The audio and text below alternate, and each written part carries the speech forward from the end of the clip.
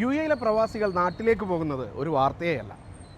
പക്ഷേ കാറിലും ബൈക്കിലുമായി 10 രാജ്യങ്ങൾ പിന്നിട്ടാണ് അവർ നാട്ടിലേക്ക് പോകുന്നതെങ്കിലും അങ്ങനൊരു സംഘം ഇപ്പോൾ നാട്ടിലേക്ക് തിരിച്ചിരിക്കുകയാണ്. അവരെക്കുറിച്ച് അബ്ബാസ് മുഹമ്മദ് തയ്യാറാക്കിയ റിപ്പോർട്ട് കാണാം.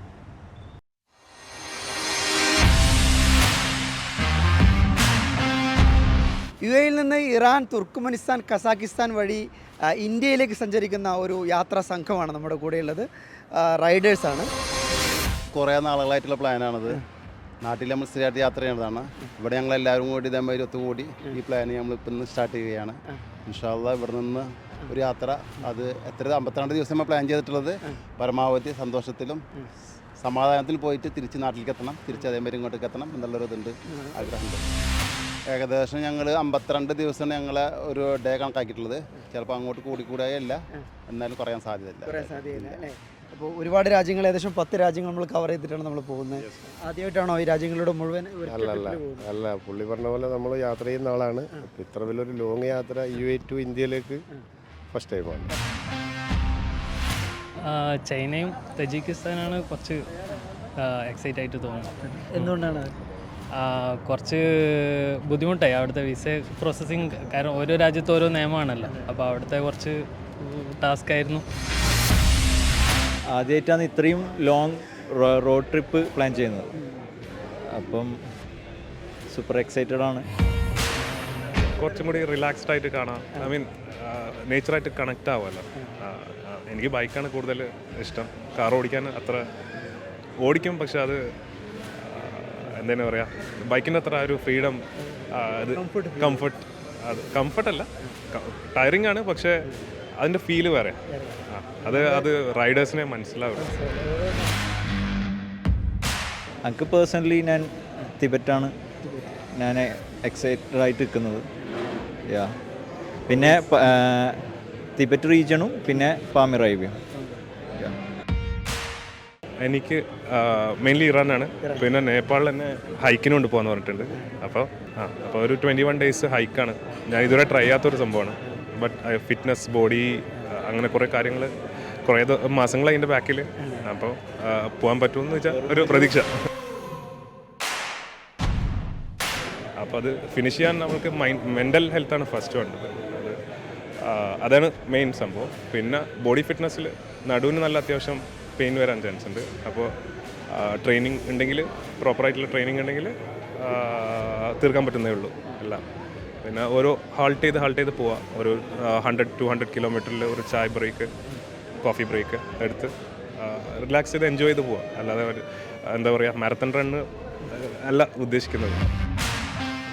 കന്യാകുമാരി വഴി കേരളത്തിൽ കയറി കൊച്ചിൻ, കാലിക്കറ്റ്, കണ്ണൂരിൽ എൻഡ് ചെയ്യണമെന്ന് വിചാരിക്കുന്നത്. നമ്മൾ സ്കൂളിലൊക്കെ എൻഡ് ചെയ്യണമെന്നാണ് ഒരാഗ്രഹം.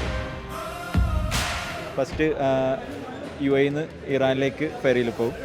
Then Turkmenistan, then Uzbekistan. ഇറാനിൽ ബന്ദ്രാബാദിൽ നിന്നും ഷിറാസ്, ദെൻ ടെഹ്റാൻ്റെ സിറ്റി എക്സ്പ്ലോർ ചെയ്യും. പിന്നെ ലെഫ്റ്റിലേക്ക് അസർബൈജാൻ്റെ ഒരു ബോർഡർ ഏരിയയിലെ മൗണ്ടെയിൻ ഏരിയ ഒക്കെ നമ്മൾ കവർ ചെയ്യാൻ പ്ലാൻ ചെയ്യുന്നുണ്ട്. കാസ്പിയൻ സീൻ്റെ അടുത്തേക്ക് കൂടി ഒരു റൂട്ടുണ്ട്. ആ റൂട്ട് വഴി നമ്മൾ തുർക്ക്മെനിസ്ഥാൻ കിടക്കാനാണ് പ്ലാൻ. ദർവാസെ, ഉസ്ബെക്ക്, ദെൻ തജക്കിസ്ഥാൻ, പിന്നെ കിർഗിസ്ഥാൻ, കസക്കിസ്ഥാൻ, ചൈന. അതിൻ്റെ ഇടയിൽ പാമിർ ഹൈവേ വരുന്നുണ്ട്. പിന്നെ സിൽക്ക് റൂട്ട് വരുന്നുണ്ട്.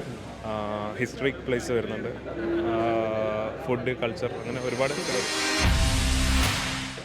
എന്താണ് ഈ ഒരു ബൈക്കിൻ്റെ സ്പെസിഫിക്കേഷൻ? 1020cc ആണെന്ന് എൻ്റെ അറിവ്. 1200. പിന്നെ വൈറ്റ് കളറിലാണ് ഉണ്ടായത്. എനിക്ക് ആ കളർ എനിക്ക് അത്ര ഇഷ്ടമായിരുന്നില്ല. കുറച്ചും കൂടി എന്തെങ്കിലും പറയാം, ഒരു റഗഡ് ഫീല് വരണമെന്ന് ആഗ്രഹിച്ചിരുന്നു. അത് ഈ വട്ടം ചെയ്തു.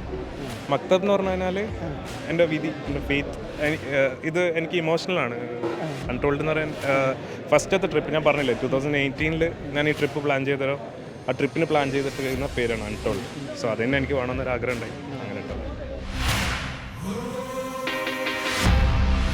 പണ്ട് കാലത്ത് കുതിരായിരുന്നെങ്കിൽ ഇപ്പോൾ നമ്മൾ കാറും ബൈക്കൊക്കെയാണ് അല്ലേ? നിങ്ങളെ അത് ചതിക്കാതെ മുന്നോട്ട് പോകണം. തീർച്ചയായിട്ടും. അതെ. നമ്മൾ വണ്ടിയിൽ അത്രയും കോൺഫിഡൻറ്റ്. അത് മാത്രമല്ല, പിന്നെ ഓയിൽ, അതേപോലെ ബ്രേക്ക് പേഡ്, അങ്ങനത്തെ എല്ലാ കാര്യങ്ങളും സ്പെയർ വെച്ചിട്ടുണ്ട്. പിന്നെ ഫുഡിൻ്റെ കാര്യം മെയിനായിട്ട് പറയാനുള്ള ഫുഡ് നമ്മൾ മലയാളിയാണല്ലോ, നമുക്ക് നാടൻ ഭക്ഷണം ഇല്ലാണ്ട് പറ്റില്ലല്ലോ. അപ്പോൾ നമ്മളെ നാടൻ ഫുഡിൻ്റെ എല്ലാ ഐറ്റംസും വെക്കാൻ പറ്റുന്ന സ്ഥലത്ത് വെക്കും. പിന്നെ മറ്റുള്ള രാജ്യങ്ങളിൽ പോയി കഴിഞ്ഞാൽ അവിടുത്തെ ഫുഡ് എക്സ്പീരിയൻസ് ചെയ്യണമെന്ന് ആഗ്രഹം. എങ്കിലും നമുക്ക് സാധാ ചോറില്ലാണ്ട് പറ്റൂലല്ലോ.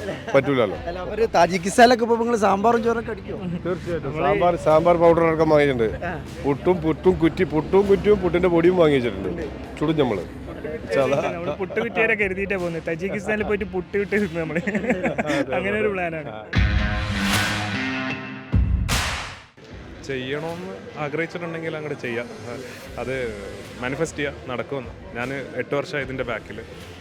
8 വർഷത്തിന് മുമ്പ് പോകണമെന്ന് ആഗ്രഹിച്ചിരുന്നു. ഒരു ഓൾ ഇന്ത്യ ട്രിപ്പ് പോയതിന് ശേഷം ഇത് പോകണമെന്നൊരു ആഗ്രഹിച്ചതാണ്. ഒരുപാട് വട്ടം ഫെയിലായി.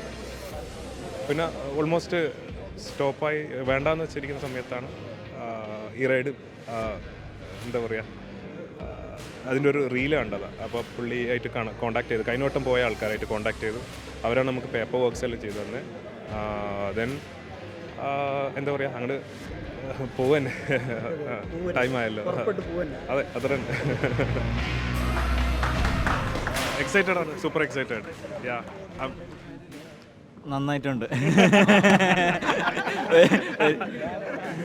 എന്താ പറയണ്ടെന്ന് തന്നെ അറിയില്ല.